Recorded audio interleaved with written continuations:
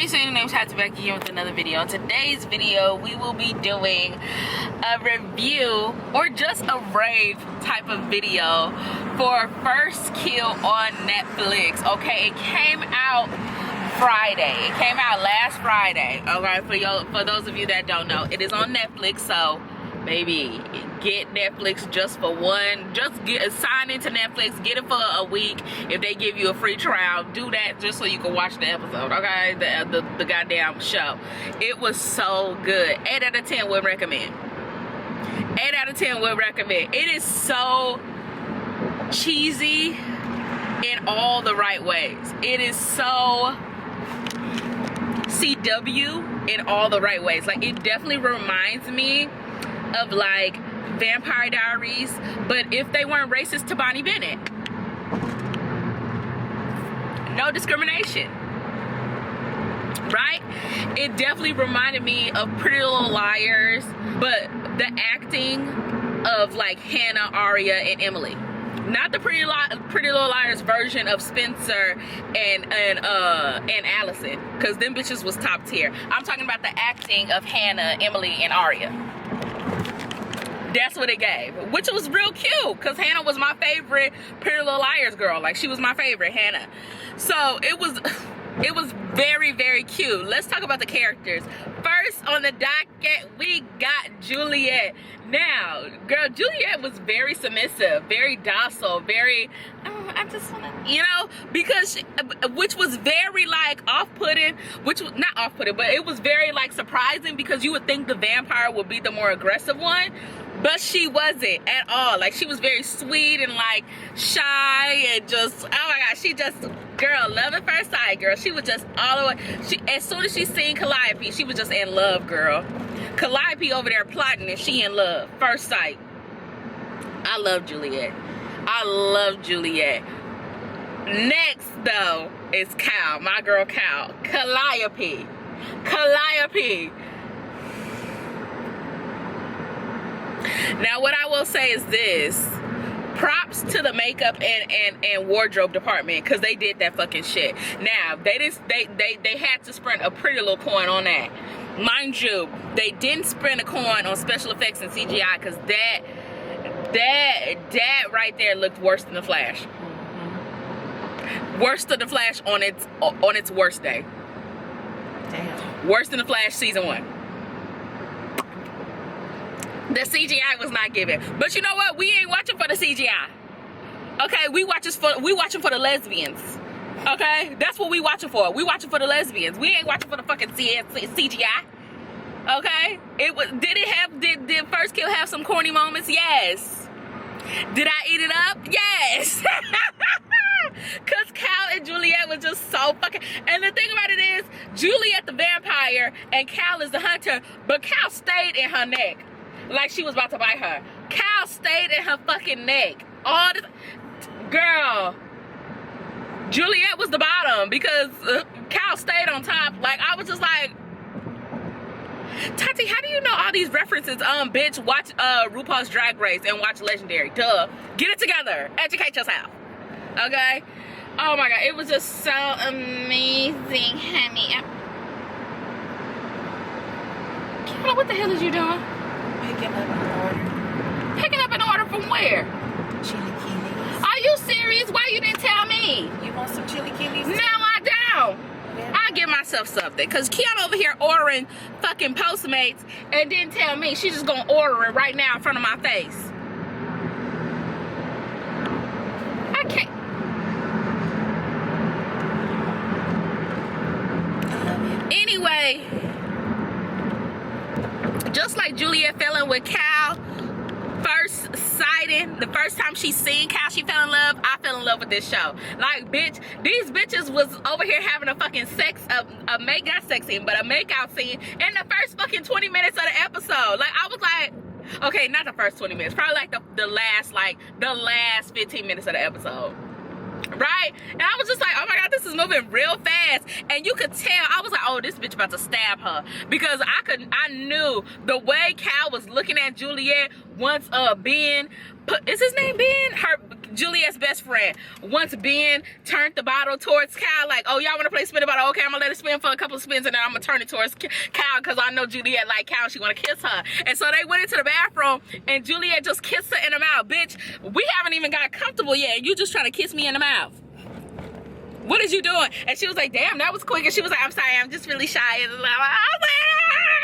And so they start kissing. And I was like, oh, these bitches like each other. But I felt like Cal was playing a game. And she was, because when Juliet was kissing Cal first, like she was the more dominant one, you could see that Cal was reaching behind her back. I was like, oh, this bitch about to stab her. But then she stopped because she got into it. She started getting into it, girl. And she became the most dominant.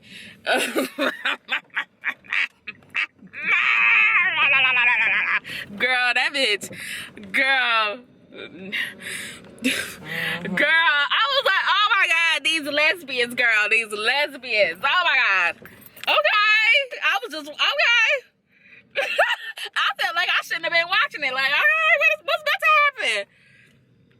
Girl, and Julia couldn't help herself. She ended up biting Cal, and Cal ended up stabbing her, girl, and she ran for her life, girl. And then, moving on from Cal and Juliet for a second, let's talk about Talia, the third best character on the show, which is Cal's mom. Girl, that's a bad bitch. She kind of looked like Megan Tandy, who plays Sophia, who plays Sophia on Batwoman. She kind of looked like Megan a little bit, like they cousins or something. Same mama. They mamas is sisters. That's what it looked like to me. I'm like, dang, Talia is a bad bitch. I hope I'm saying her name right. Talia is a fucking bad bitch. She's a good ass fucking mom. Jack is a whack ass daddy. He's a girl dad. All he care about is his fucking daughter. He like fuck the other boys. Fuck his other kids. All he care about is Kyle. And I'm like, okay, we need somebody to care about her. Kyle. And Garfield Avenue for 1 mile. And yeah, Talia is a good ass mom. That's all I'm gonna say. Was she getting on my nerves a little bit when she was trying to keep Juliet and Cal away from each other? Yes. But she had to. She the mama. Let's talk about Theo fine ass for a second. Theo was fine. The end. Theo is a fine ass dude. That's all I gotta say. With the glasses, girl. And he's short. I love me a short king. And he probably not even short. He probably like 5'9", 5'10". But he looks short on camera. So it's giving short king. And I love that for him. Because he fine as hell. Because just because he's short don't mean something else ain't. Anyway, then we move on to Apollo. Okay, whatever. He cool. And then we move on to Eleanor. I fucking love Eleanor. I don't give a fuck what nobody say. That's a fucking psychopath ass. That's a fucking psychopath ass bitch. And I live for a good psychopath in a fucking vampire story. Like Klaus. Klaus was a fucking psychopath. But he got redemption. Which I feel like they're gonna do for Eleanor and the brother. I don't give a fuck. I like Eleanor. I don't give a fuck if she crazy. She invite people. And one thing I will say though, though the show is great, it has so many inconsistencies when it comes to vampires or monsters versus the guild. Like, when did the guild, like, we had no background on the guild. How do you sign up for the guild? Who was in control of the guild? And second of all, I noticed that the only people in the guild is black. Am I the only one? Correct me if I'm wrong, but I could have sworn that the only people in the guild is black, and the monsters could be any other race, could be any race, but only the people in the guild is black. Like, what y'all trying to say? And then the vampires, like, girl, Eleanor could compel people. Eleanor, like, I don't know, like, can they move fast? Like, what are the vampires' abilities besides drawing blood? Like they didn't really explain that, because it's like Juliet and Cal started fighting on the roof, but like Cal was whooping Juliet's ass for a second until Juliet started bleeding and paralyzed her hand. So I'm like, I just so confused. It was a little confusing. I was a little confused by that. Like, give me some background. So hopefully, if they get renewed for season 2, and they better get fucking renewed for season 2, bitch. Netflix, don't fucking play with me, because y'all starting to be like Fox and ABC, where y'all just canceling good ass shows. And I know y'all trying to save fucking money, bitch. But with the CGI y'all have for that fucking show, y'all better not fucking cancel my shit. Y'all didn't spend no pretty little coin on this show, and it shows. But you better be glad that the chemistry and the acting was well enough to give us a fucking good ass show, bitch. Don't fucking play. It's number 2 on Netflix right now as we speak. Sister. So y'all better not fucking cancel it. Y'all wanna cancel all these fucking good shows on Netflix, but y'all wanted to keep fucking 13 Reasons Why, a fucking trigger ass show for fucking 4 seasons.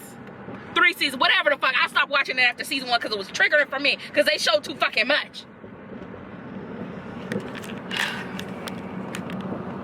I digress. Moving on.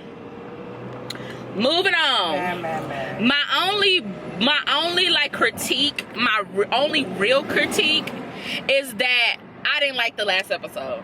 The last episode of First Kill was so underwhelming. Like, that's it.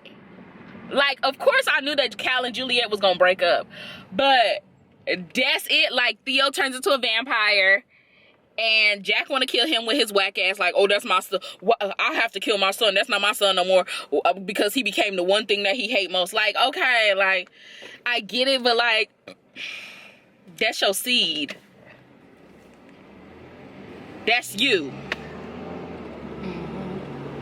I could understand him trapping him in a cage for the rest of his life, but like killing him? Right. Come on.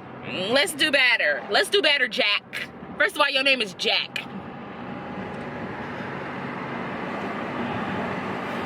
Anyway, so yeah, Talia, the mama, end up cursing Jack out, talking about he's my son. I've known him since he was 7. He was like, but he my son. I knew that argument was gonna happen. Whatever, girl.